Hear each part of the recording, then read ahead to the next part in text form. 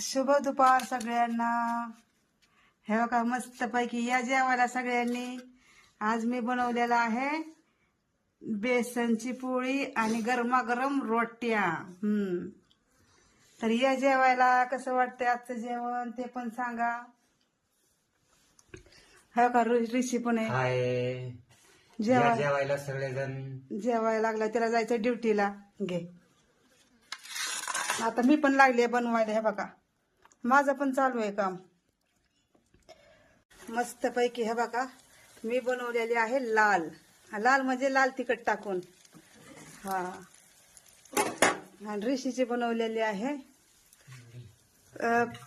पिवळी म्हणजे हळदी टाकून. ते तिखट खात नाही ना जास्त त्याच्यामुळं. हा